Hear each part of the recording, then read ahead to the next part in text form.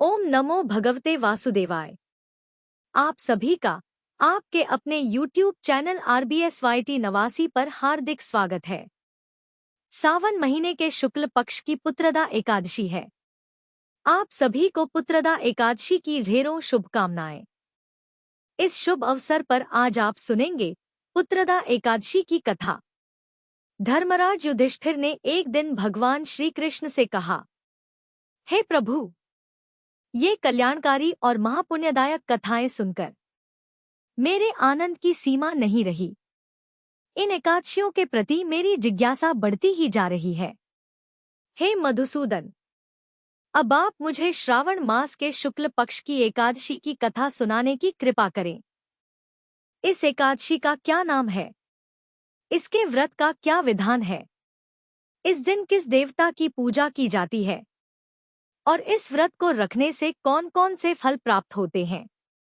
कृपया इसका विस्तार पूर्वक वर्णन कीजिए। धर्मराज की बात सुनकर भगवान श्री कृष्ण कहने लगे, हे धर्मराज, श्रावण मास के शुक्ल पक्ष की एकादशी की कथा के श्रवण मात्र से ही अनंत यज्ञ का फल प्राप्त हो जाता है। हे धर्मराज, द्वापर युग के आरंभ में महिष्मती नाम की एक नगरी थी। उस नगरी में महाजीत नाम का एक राजा राज्य करता था। वह पुत्रहीन था, इसलिए सदा दुखी रहा करता था। उसे राज्य, सुख, वैभव सब कुछ कष्टदायक लगता था, क्योंकि पुत्र के बिना मनुष्य को इस लोक और परलोक दोनों में ही सुख नहीं मिलता। राजा ने पुत्र प्राप्ति के लिए अनेक उपाय किए, किंतु उसका हर उपाय निष्फल रहा। जैसे जैसे राजा महाजीत वृद्धावस्था की ओर बढ़ते गए, वैसे वैसे उनकी चिंता भी बढ़ती गई। एक दिन राजा ने अपनी सभा को संबोधित करते हुए कहा, मैंने अपने जीवन में कोई पाप नहीं किया, न कभी अपनी प्रजा से अन्यायपूर्वक धन लिया, न उन्हें कष्ट पहुंचाया, न देवताओं न ब्राह्मणों का निरादर किया। मैंने सदा प्रजा का पुत्रवत पालन किया है, कभी किसी से ईर्ष्या नहीं की, सभी को एक समान समझा।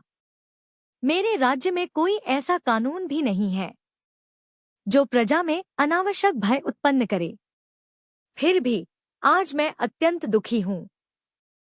इसका क्या कारण हो सकता है? राजा के इस कष्ट के निवारण के लिए उनके मंत्रीगण वन में गए, ताकि किसी ऋषिमुनि से उपाय पूछ सकें। वन में उन्हें महर्षि लोमश के दर्शन हुए। सभी ने महर्षि को प्रणाम किया और विनम्रता से अपनी बात कही। लोमश ऋषि ने प्रसन्न होकर कहा, हे भद्रजनों, आप लोग अत्यंत विनम्र और धर्मशील हैं। आपका कार्य मैं अवश्य करूंगा। बताइए, आप किस कारण मेरे पास आए हैं? मंत्रियों ने कहा, हे मुनिवर, महिष्मती नगरी के हमारे राजा महाजीत अत्यंत धर्मात्मा है, फिर भी वे पुत्रहीन होने के कारण बहुत दुखी हैं। हम सब भी उनके दुख से दुखी हैं। कृपा कर बताइए, क्या उपाय है? महर्षि लोमश ने ध्यान करके राजा के पूर्व जन्म को देखा और कहा, हे भद्रजनों, यह सब उनके पूर्व जन्म के पाप का फल है। पिछले जन्म में वे एक व्यापारी थे। एक बार श्रावण मास के शुक्ल पक्ष की एकादशी थी। वे भूखे प्यासे घूमते हुए एक जलाशय पर पहुंचे। वहां एक गाय अपनी बछिया के साथ पानी पी रही थी। उन्होंने उस प्यासी गाय को वहां से भगा दिया और स्वयं पानी पीने लगे। इस एकादशी पर भूखे रहने और प्यासी गाय को जल से वंचित करने के कारण इस जन्म में उन्हें यह कष्ट प्राप्त हुआ है। सुनकर मंत्री बोले, हे मुनिवर, शास्त्रों में लिखा है कि पुण्य से पाप नष्ट हो जाते हैं। कृपा कर कोई उपाय बताइए।